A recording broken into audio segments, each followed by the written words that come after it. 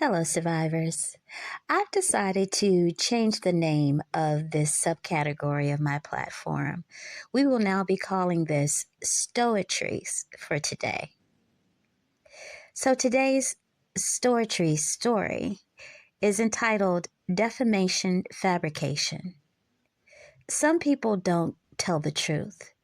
They rewrite the story, so it looks like you never existed. It started with whispers, not loud enough to confront, just quiet enough to spread. An ex who couldn't let go.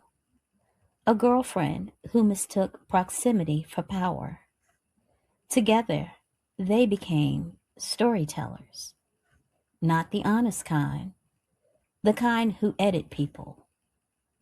They watched her from a distance, not to understand, but to reconstruct, turning pieces of her life into something unrecognizable.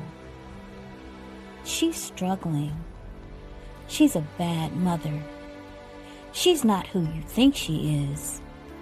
And the most dangerous part? They said it calmly, like facts, like concern, like they were helping people see the truth. Because lies don't need to be loud when they are repeated often enough. And slowly, they built a version of her that didn't even exist.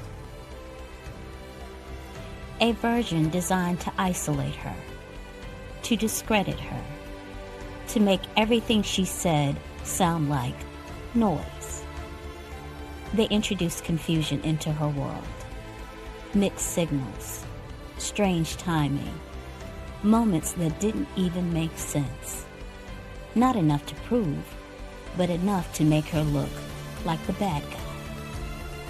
Because if you can't control a person, you try to control how they are perceived. And if you can control perception, you can start rewriting outcomes. But here's what they didn't understand. You can pressure a person. You can surround them with noise. You can try to shrink their voice.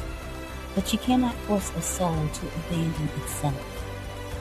She felt it. The patterns, the repetition, the reports to ISIS, the quiet orchestration behind what looked like coincidence.